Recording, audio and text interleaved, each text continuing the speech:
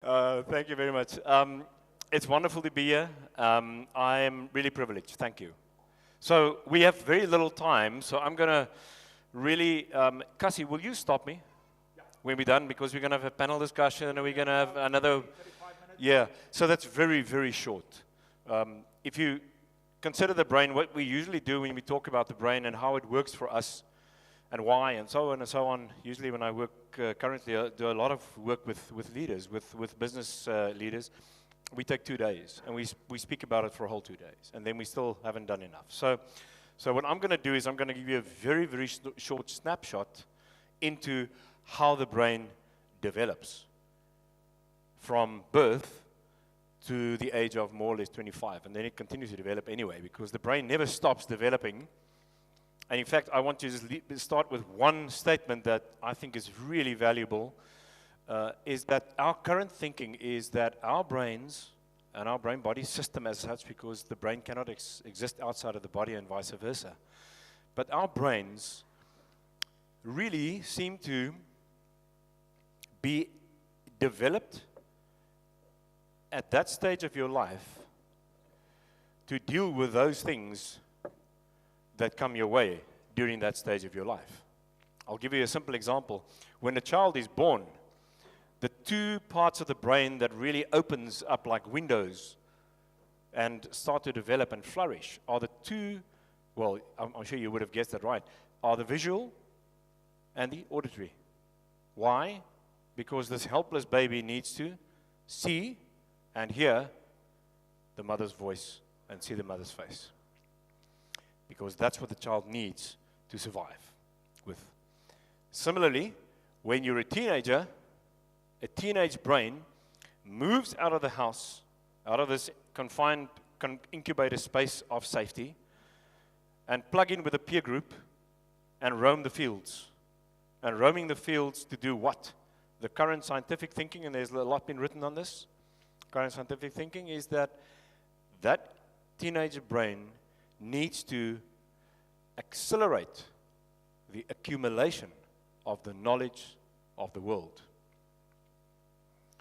And to do it in accelerated fashion, the teenage brain simply goes like this, or something like this. It underestimates the risk and overestimates its own ability. That's the teenage brain, right? Simple as that. Say that slowly again. All right. It underestimates the risk, and it overestimates its own ability. And the safety that that teenage brain has is where? In the peer group. Because in the peer group, not that long ago, a few thousand years ago, I suppose. That's quite long ago. All right. Our ancestors, the teenagers, roamed in the fields, and the only survival, safety point, the incubator they had, were the peers that they roamed with in the fields. They were not in the house anymore. And so one of the biggest challenges of a teenage mother and father is to say, what's happening to my child? But the problem is that they are trying to unconsciously keep them safe within the incubator space of the family. Whereas the teenage brain, looks for safety in the peer group, because that's where the safety is in the archaic brain, so that they can roam freely and in an accelerated fashion building blocks for innovation, building blocks for critical decision-making and problem-solving. And if you prevent that by being this loving teenage mother or father, by trying to keep them incubated in this space and safe and well, what is the result? Rebellion. And what's the other result? Fear, confinement, and a lack and loss of curiosity. And if you want to take it, make it spiritual, God says in His Word that people perish because of a lack of knowledge and insight. And it's not only knowledge and insight only of one thing. I think it's a much more global take on knowledge and insight about the physical, the emotional, the spiritual world, understanding of that. So if you want to do a very smart thing as a teenage parent, you actually want to make your child feel that they are actually not here, but they're there. right? They're plugged in the peer group brain, but they are still safe within the house because in South Africa at least, and in the world, that's what is still needed at the moment. So it's a bit of a dichotomy there. It's two examples of how the brain at that stage of your life is adapted for those challenges, and it continues to change. When you get really old, you have to make a meaningful contribution, which gives you a sense of meaningfulness, which enhances your sense of belonging within the group and give the group safety. And you do it through what? By spreading knowledge? No. Expertise? No. Experience. Storytelling. And that's been well shown. So storytelling when you get older is the thing. That is the thing that gives older people a sense of making a meaningful contribution. And that's just another example. So these things have been interesting, very nicely studied. And so these are just introductory remarks, and now 30 minutes is almost up, so I've got to go to that thing, the brain. Right. So that is the brain. I'm gonna talk to the brain again. What I want to tell you, looking at that brain, is just one statement. It's just another statement. The brain makes internal representations of what is out there, of the physical, of the emotional, and of the spiritual. And I'm very reductionistic from a scientific perspective. I know there's a lot of criticism about that. You know, reductionism is very simple. It's like Humpty Dumpty. You break it into small pieces and you try to fix Humpty Dumpty again. You just can't put Humpty Dumpty together again because the sum of the parts is not the whole. But that's the best we got. So we think reductionistic. And what you see there is that brain, the different colors, especially towards the left, that's the back or the posterior, the back of the brain. That's where a lot of the representations take place and is integrated into a construct of what is out there. So you are not seeing me with your eyes. Sorry, the ophthalmologists have always been wrong. And the ophthalmologist. Okay, all of them. The eyes are mere receivers of visual information. It is the brain that really enables you to see. So what you see is what your brain tells you you're seeing at the moment. It speaks a lot to worldview. We talk a lot to worldview and mindsets and paradigms and so forth of how the brain does that. And it's goal-directed because it avoids threats and maximizes rewards, and it avoids threats about 4 to 6 times, and even more readily than it maximizes rewards. So it's a fear-driven machine. And it ensures that you and I are guided safely through life. Why is it so fear-driven? Well, one threat can kill you, right? And there's always another bus if you want to maximize reward. So it has to be more fear-driven to keep us alive and keep us safe. And that's an unconscious process. So the brain makes internal representations of what is out there in the physical, the emotional, and the spiritual to guide us safely through life. And that process is a vastly unconscious process. Some neuroscientists believe that the brain is unconscious to conscious about 10,000 to 1. And most believe it's somewhere between 99% at least is unconscious. That doesn't make the conscious not very powerful. The conscious is a very powerful tool. But you and I are driven through our mindsets and the value we assign to information that comes into our brains and so forth. There's an unconscious process that guides us and directs us. And it's all about keeping us safe. That's also what a child does. And so during childhood development, I'm going to go into the developing brain now by showing you the brain cell. One little exercise. I want you to put your hands out there. Right? It's going to show you how this works. It's actually quite fascinating. This is just a demonstration. When I say go, you have to close one hand. All right? You are not allowed to make a decision as to when you're going to close that hand now. If you have the cell phone in your hand, you've got to decide whether you're going to squeeze it. All right? So you're not allowed to think which hand you're going to close now. Not at all. When I say go, you have 10 seconds. Then after 10 seconds, I want you to make that decision and then close it at the same time, right? So you decide, you close.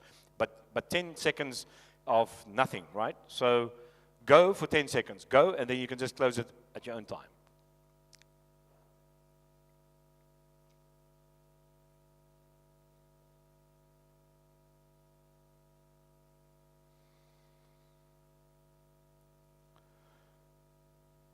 Right, everybody should have closed in hand at the moment. Okay, so you know that of course, if you close your left hand, the right side of the brain, this motor cortex drove that process, so it would have lighted up in an MRI scan, right?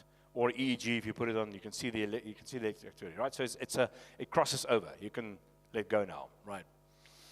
How long before you consciously decided which hand you're going to close did that part of the brain which drives or controls this hand closure, how long before that did your brain light up? Which accurately, without any doubt, predicted which hand you're going to close. That's why we took a 10-second sort of washout period, right? 6 seconds. 6 seconds before you consciously decided, or you were aware consciously, which side you're going to close. Your brain already unconsciously decided it because it was informed that it's going to have to make the decision, right? And this is called Lebet's experiment. It's been shown in EEG studies, functional MRI studies. It's been repeated, so it's verified. It's crazy.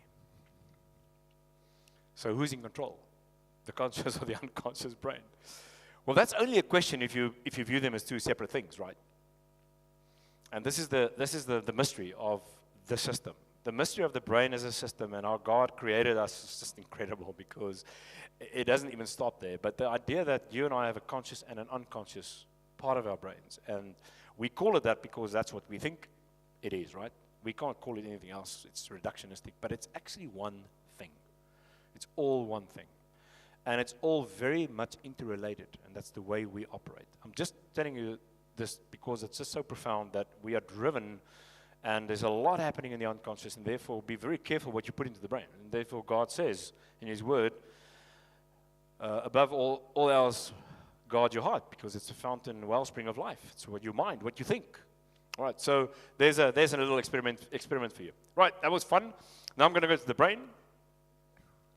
And the brain consists of these things.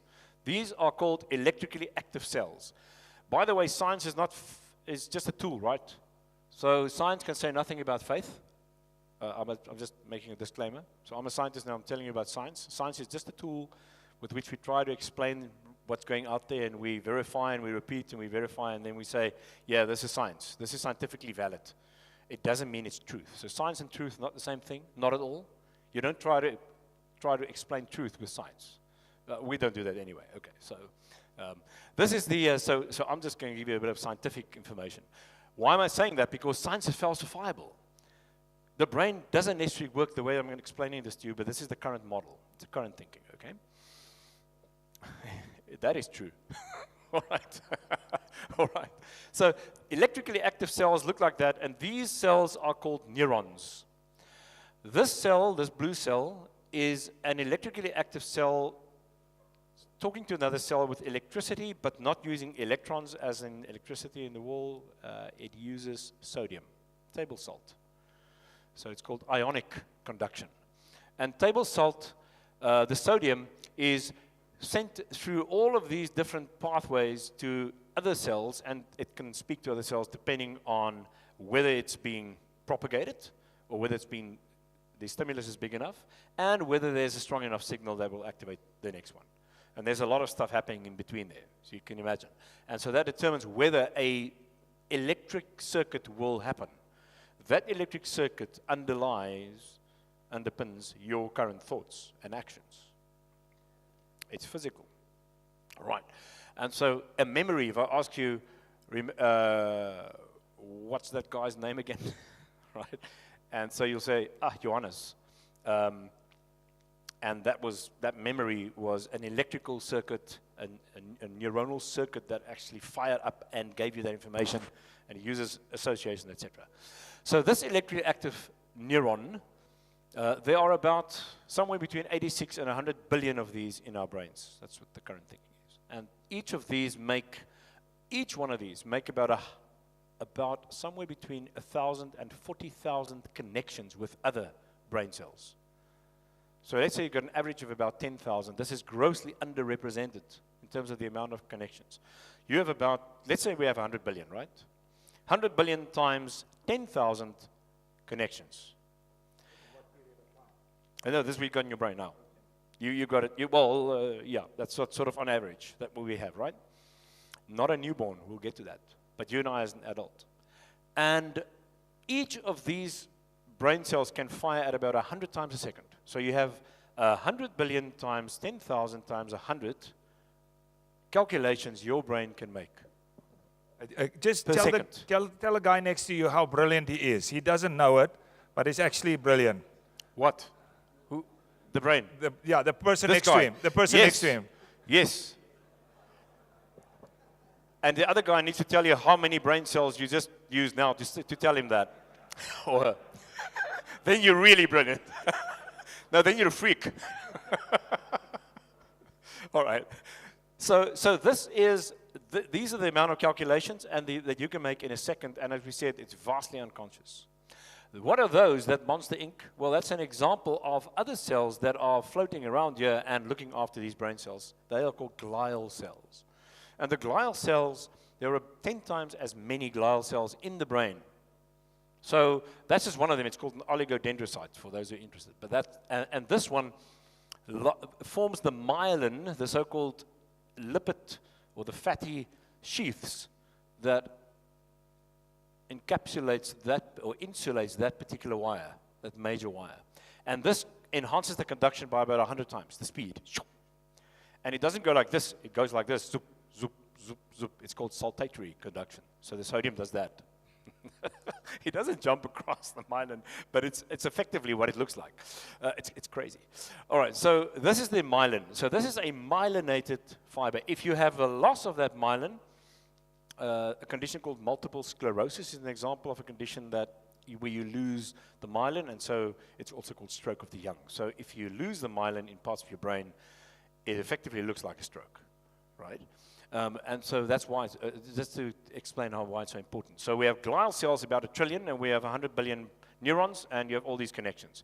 And all of these connections in the brain are very well functionally organized.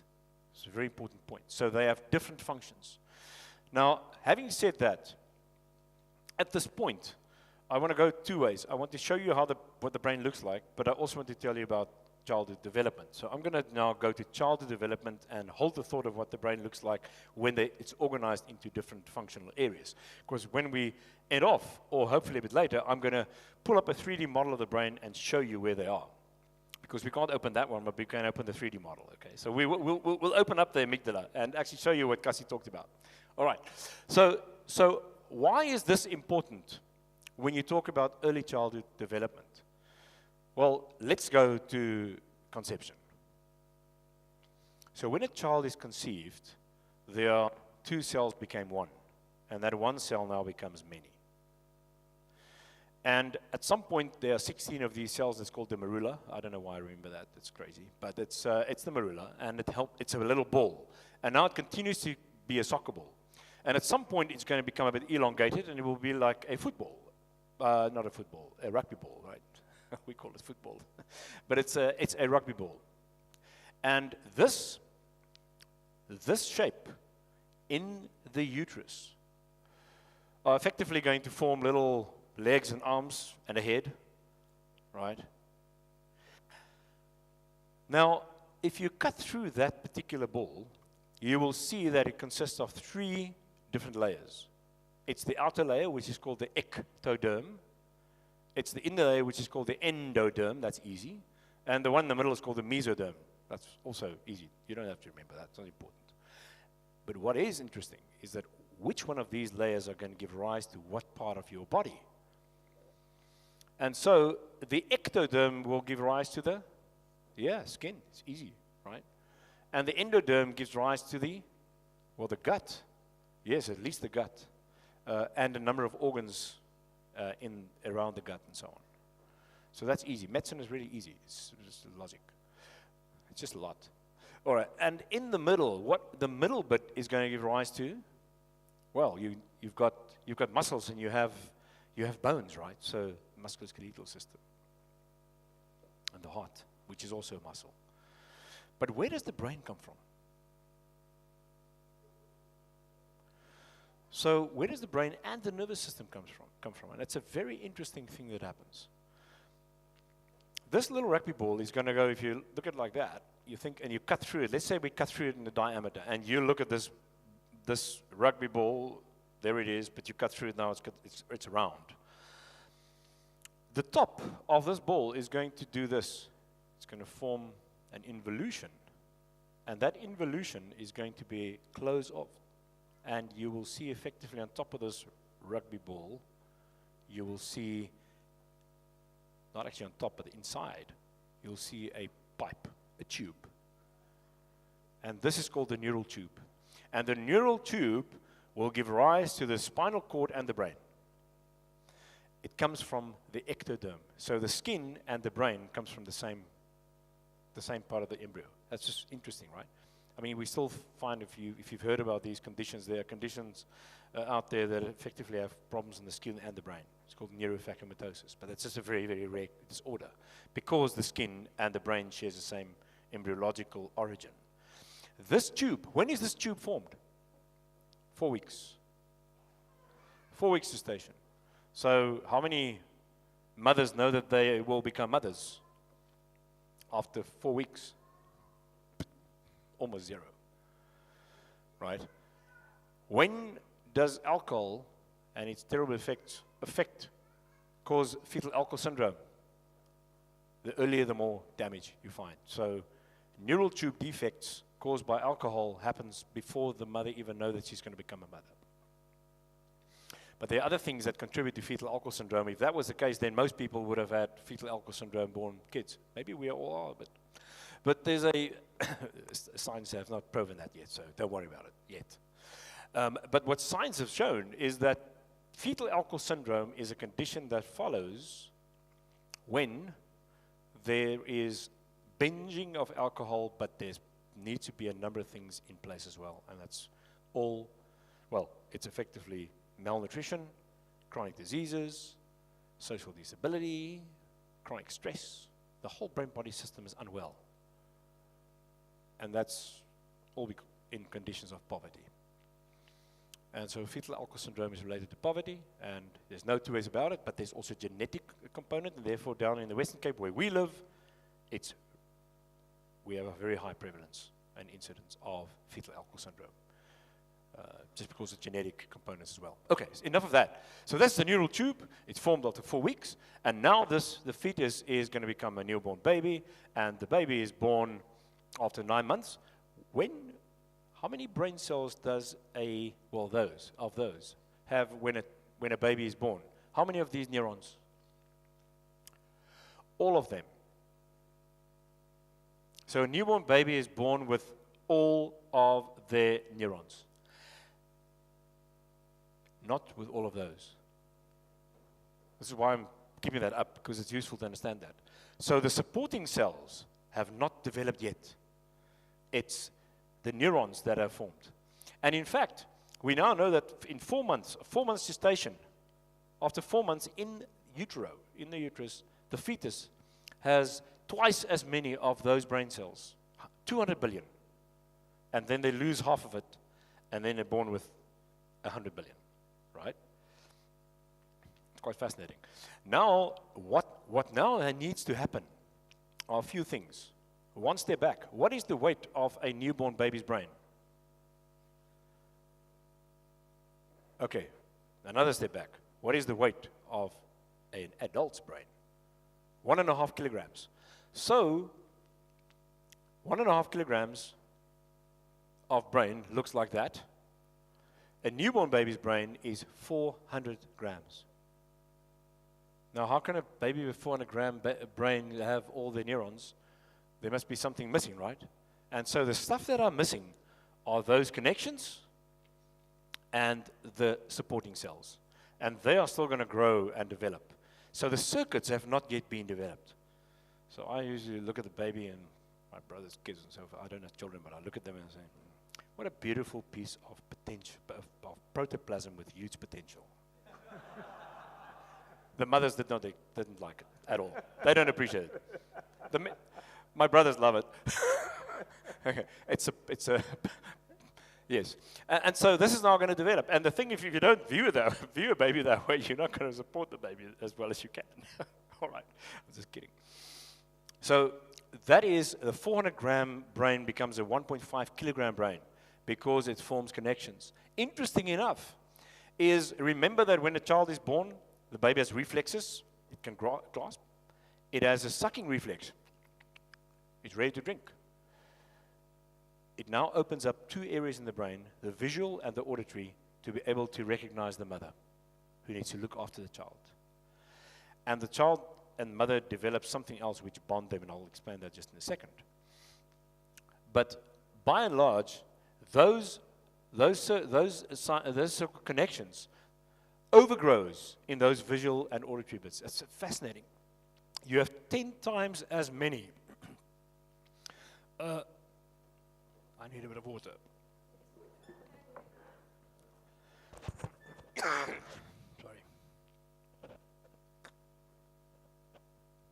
Right. So you have 10 times as, thank you. You have 10 times as many of those connections in the areas that you see with and you hear with when you're a newborn. In the first 2 years, really. And you're going to prune back 9 out of 10. So there's a huge amount of formations, little connections forming in the right areas where you need them as you develop. And so it starts with vision and it starts with auditory. It also starts to form a bit later in the emotional system. So emotion means that I need to move away from what is bad. E is away and motion is move. E is that, right? Emotion. Emotion is not a feeling. Emotion results in a feeling. Okay? So if I stand here in front of a lion, I will move away from where I am. If I stand here in front of a beautiful woman, I will move away from where I am. It's basically avoiding threats and maximizing rewards. That's emotion, moving away from where I am. And that's also dangerous. Why did you learn this at such a late state?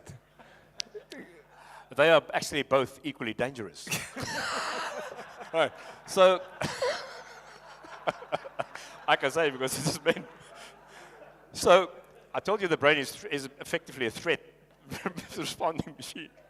All right. So effectively, the emotional system starts to develop around the more or less. I mean, it starts at birth, but it's really flourishing around the age of about 2. But in the beginning, you need to develop. You need something else that keeps you safe in the emotional realm. And so the brain secretes oxytocin from a very central part of the brain. It's a hormone that is secreted called oxytocin that is secreted to provide bonding between mother and child. And this is right from birth. Oxytocin secreted, and it gives you bonding. What is bonding? It's the so-called hormone of trust. We started to talk about it as entrustment because it's way better to talk about entrustment because trust to me has got a lot of other meanings as well. But if you think about entrustment, then that makes sense. That's what it does. I entrust myself to you. So you've got my back, you look after me. That's entrustment. That's what people do when they love each other.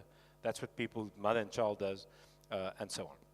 And that bonding is the beginning of the emotional system that starts to build this capability of looking after one another because we need each other.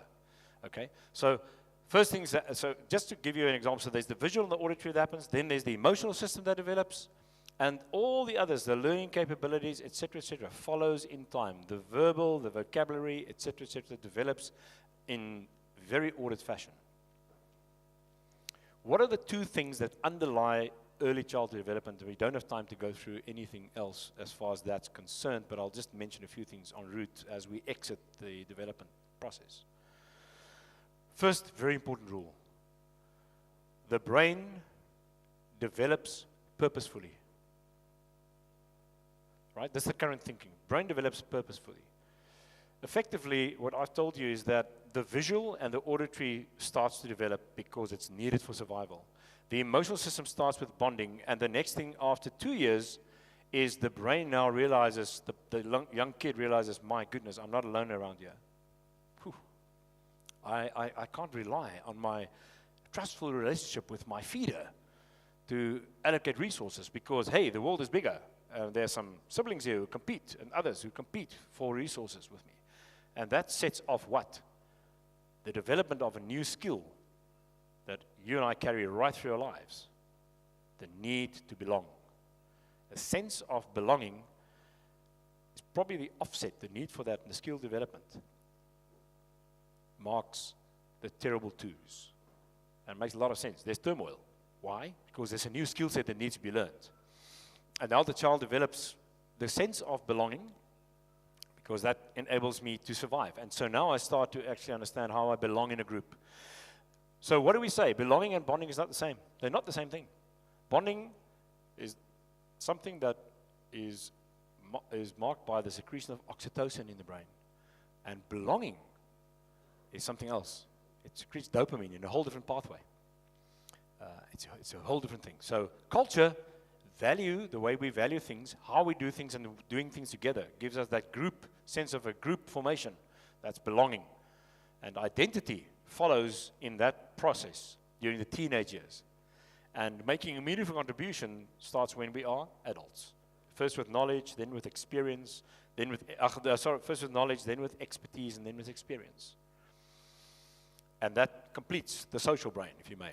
Bonding in the center, trust, entrustment, very different from belonging, identity, and making a meaningful contribution as another subset that gives us the group capabilities because we need to be socially safe. That's how God created us, in groups, in that sense. And that effectively marks our safety from which we can now do what? Allocate resources. We can solve problems. We have to fashion novel products that are adaptive for this group. And that's the problem-solving capability, which requires knowledge and capability of communication, etc. And those things then starts to develop over in the background, but as we grow from a young age to early 20s. Why is a teenage brain a teenage brain? Why does a teenage brain underestimate the risk and overestimate his own ability? It's because that myelin there has not been fully developed in the last part of the brain, which is the most sophisticated part of your brain called the prefrontal cortex. Therefore, this thing which assesses risk, emotion, yeah? See, I have myelinated fibers. I assess risk. It's too late. And so the risk assessor is not working properly so that you can take risk, so that you can learn more and explore the world without being afraid of it. And so after about in the early 20s, this final myelination takes place, and the brain is what we call a mature brain, ready to make a meaningful contribution as an adult, and then first with knowledge, then with skills, then with expertise, and then with experience. Does that make sense? Sort of, I'm just giving you a few snippets. The last 5 minutes I'm going to just use, and so now we're going to go to the 3D brain model. And then I'm going to end off by just saying, what does this mean for us as parenting? Or maybe we should discuss that in the panel, right, Cassie? I'm going to leave the parenting for the panel discussion. Is that okay? I'm trying to open this. There it is.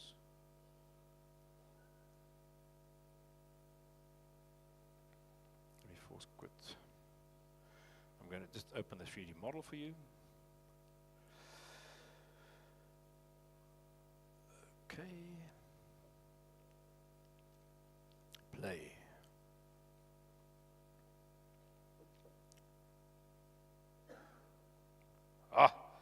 There is the brain.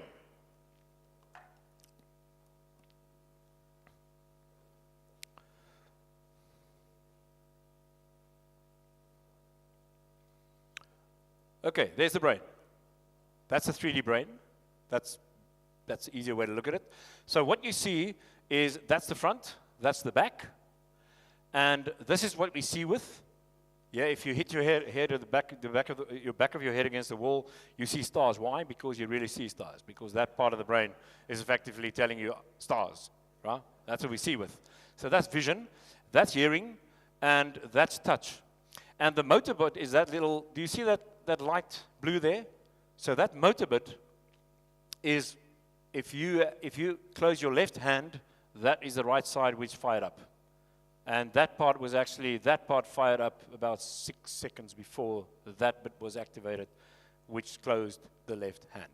So that's motor, and that's your sensory bit. So what you see is the back of the brain is that these are the senses, right? It's vision, it's hearing, that's touch, and if you open that thing up, you'll see smell and taste. And so the primary senses are out there at the back. So effectively, the brain makes sense of the world. That's why we talk about senses. By integrating all these senses and making sense of the world, making accurate internal representations of what is out there. Everybody happy with that? All right. Why is the brain, just on a little ad break, why is the brain, does it look like a bag of worms? Because the surface is very important. That's the cortex. And the surface of the brain needs to be large as possible. And to solve the problem of an enclosed and a limiting skull, the brain effectively did that, right? And that's why it looks like a sort of bag of worms. If you spread it out, you'll have the surface, your brain will have the surface, or the surface size of a baby blanket. A baby blanket. So that's your brain, right? Without a skull. That's crazy. It's amazing. And so those areas, all those colored areas are different functions. That's hearing, we said. So that's vision, that's touch, and this is the integration of the whole thing. So the whole brain makes sense of the world so it can guide us safely through life. On top of this, I'm going to show you how the brain is built in 1 second. We start there. There's the ghost brain. You don't see it. Yes. And then there's the brainstem.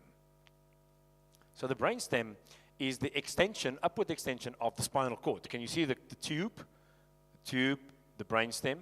There's the brainstem. It's about as thick as your thumb. This keeps you alive. It regulates breathing, heart rate, hunger, thirst cycles, sleep-wake cycles, and a number of other rhythms. Yes, sleep-wake is essential to stay alive. These are the so-called wellness rhythms that are so essential for us. You can see they all share rhythms and cycles. Loop-doop, breathing, your cycles, nutrition, hunger, thirst, sleep-wake, they're all cycles. And so rhythms and cycles are essential for wellness at the center of it. This keeps you alive. On top of it, you'll see something, there you are, that little thing in the center of the brain is called the hypothalamus with a little yellow thing called the pituitary gland. And this is where oxytocin is secreted. So it starts in the center of the brain, and if you look at this structure, I'm going to show you how this is linked to a few others. Can you still see the hypothalamus? You see it? Can you see the structures that links it up? That brown thing is a linkage system. And what you see is this big blue thing and these amygdalas. Okay, so those things, those little pink things, the eyes of the monster, I'll show them on their own. Can you see the eyes of the monster? Yes, that's the eyes of the monster. All right, so that's the amygdalas. The eyes of the monster, that's the amygdalas. They look like little almonds, and you can see if you drill a hole through your temples, you'll roll through them, you see? So those are the amygdalas. The amygdalas are two things about them. The first thing is they are very closely linked with the hypothalamus, can you see? Through that pathway, through that C-shaped structures. As well as with this blue thing, which is the hippocampus. And I'm going to just tell you one thing about the hippocampus and the amygdalas. This part of the brain is the seat of emotion. That part of the brain, the hippocampus, is where we make memories, where we build knowledge. So from this part, the brain around right to the front and the outer part will build knowledge and use knowledge to solve problems with. And from this part, inside, from this amygdalas onwards, right into the depths of the brain, right again inside to the prefrontal cortex like that, your emotional system are going to ask you questions of relevance. How important is this for my survival? Everything is happening. Do I have to run away from this? Can I fight it?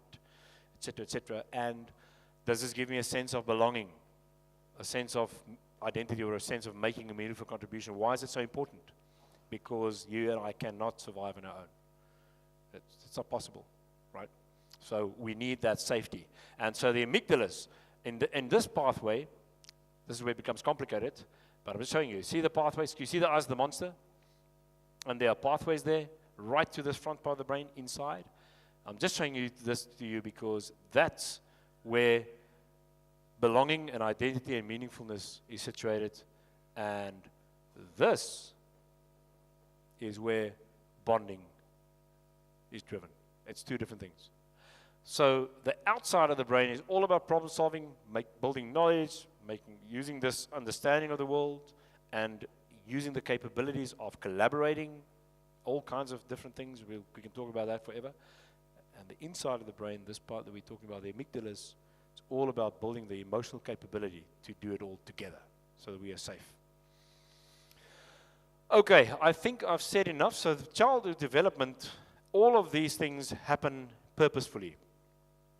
I'm going to conclude by saying two things, and that is just 2 lines when it comes to development. Finally, it is worthwhile to remember that when it comes to development, right from this age to adulthood, effectively the brain builds upon itself. It means that what you do in the early formative years are the most important things you do. And so on top of the scaffold, the next thing builds, and the next capability, and the next capability. So that the biggest damage, functional damage, are often the smallest bit of damage in the most sort of basic parts in the earlier stages of development. Because the brain builds upon itself, it is so important to understand that we have to support a child right from conception, really, for development. Because the brain develops purposefully and programmed, we don't have to go and develop a child. What we need to do is to trust God's design and move ourselves out of the space of development and allow a child to develop, program, and purposefully remove the things that block development, which means those things that block development will be a lack of safety, a lack of social safety, a lack of bonding, a lack of belonging, a number of other things, a lack of nutrition. We talked about nutrition and sleep-wake cycle, all those things, the wellness rhythms. And then a lack of information, which means stuff that they can see to make an internal representation of the world and continue to build an internal representation of the world. And so what you want to do is you want to ensure that the child is well, socially safe, well nourished, sleep well, etc., look after the emotional system, provide the social safety, and then provide a stimulus-rich environment. And the stimulus-rich environment is what? How do kids make a big world small? They play with little dolls and little cars and little building blocks, and that's how they actually learn about the big world, by just playing with it here. And the brain started to form the capability of making an internal representation of what is out there so that they can use the building blocks of innovation, which is knowledge, so that they can be more and more innovative. If they've only learned what a tree looks like under a tree in a very rural area in the world, if they learned what the tree looks like, they will understand how to solve the problems around that tree. But if you give them a stimulus-rich environment of what is out there and what is possible, they will develop the capabilities of using that new framework, that internal representation of what is out there, to guide themselves safely through life, which means to be innovative, to be problem solvers, etc., etc. That's why that is so important. But I think the most important thing is remove the stuff that you want to do and provide a stimulus-rich environment and this capability and safety for a child to develop. The brain is purposeful in terms of that. And I'm going to stop at that point. Great.